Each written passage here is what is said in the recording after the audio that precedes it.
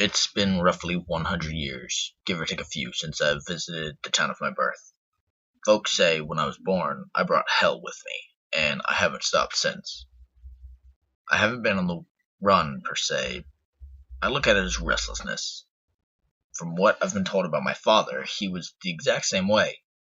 Couldn't sit still for more than a few months. I guess that makes me a chip off the old block, huh?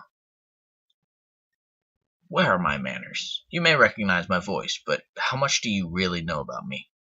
The name's Murphy, a name I gave myself after I was born. I've been told that not too many can actually remember the day of their birth.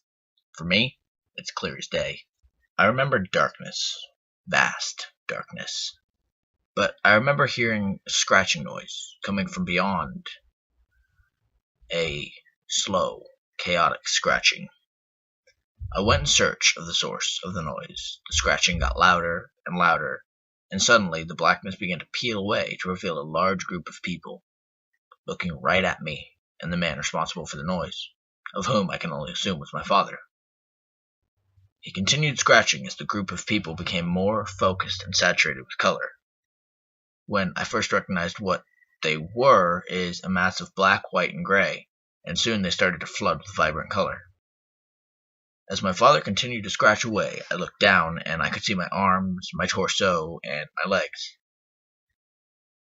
all form into existence, like ink bleeding over a wet canvas.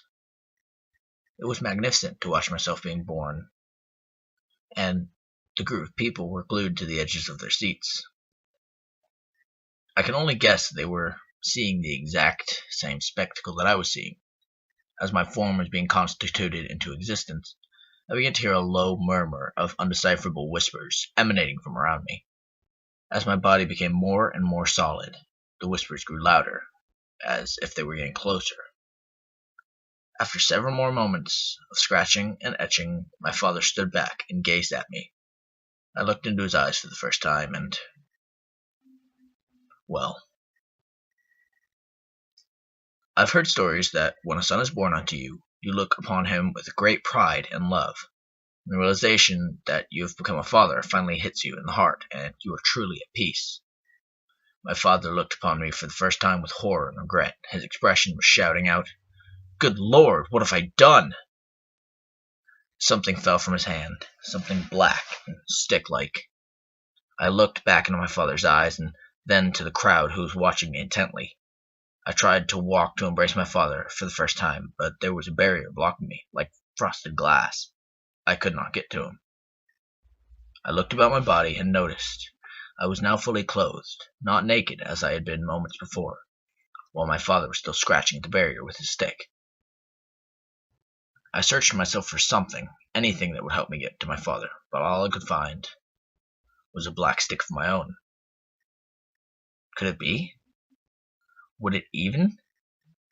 I began to scratch the frosted surface with my stick, and to my own amazement, not only was it drawing a solid, black, inky line onto the surface, but it was cutting through it like a hot knife through butter. I proceeded to carve my way through. As I was doing so, the flurry of whispered voices became more audible. Some were high, some were low, some were male, some were female, some were downright terrifying. I spun around to see where these voices were coming from. I dropped my stick. Thousands of creatures, all deformed and primitive, were gathered around me, all stopping within a few feet of me. They were waiting. They wanted to be born as well. "Do it," they said. "Release us all." Although they were all different shapes and sizes, deformed or sculpted, we all shared the same quality. Our skin was black. "Pick it up, boy," they began to chant. "Free us all."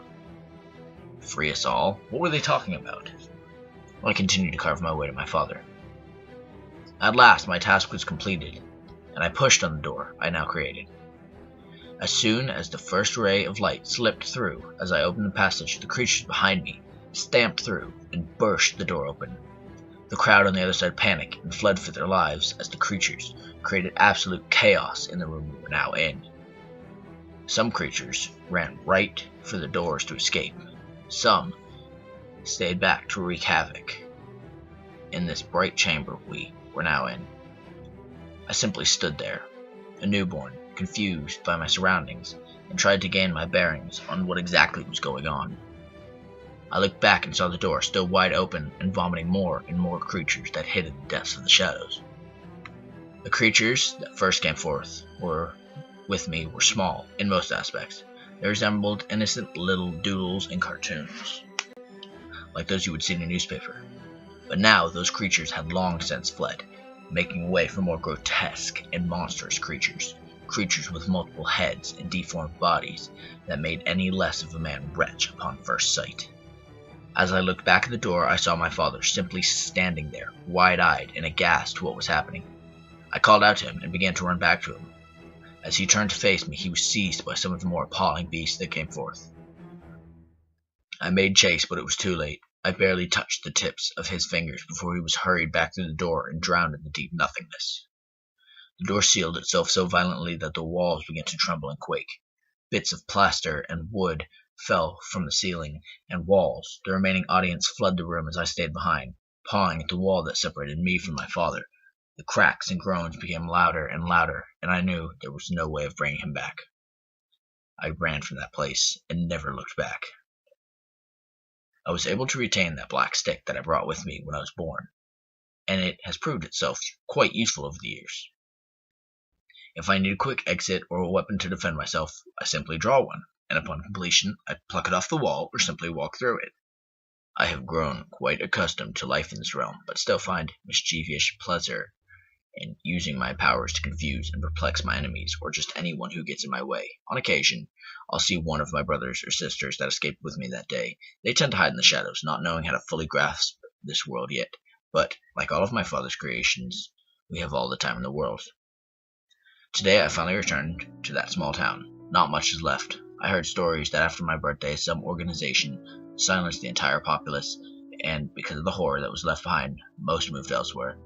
The building where I was born no longer stands, just a parking lot now, overgrown and run down. Just like everything else around here, amongst the desolation, two things still stand: a church and a graveyard. I could never find much comfort in a chapel, so I strolled on over to the latter. Most of the headstones were covered in moss and worn down. Many were shattered and overturned, but near the back corner of the small plot of moldy land there stood a lone marker. It was separated from the rest of the stones here, I can only assume out of fear, after I read the name. I know I will find no body buried underneath, for I know exactly where my father's body actually lies. So I sit upon earth, pay my respects, and heed the inscription. Born January 15th, 1887. Died August 4th, 1915. Jack of all trades, ace of one. May your canvas be ever blank to create your next masterpiece. Rest in peace, Jacob Emory.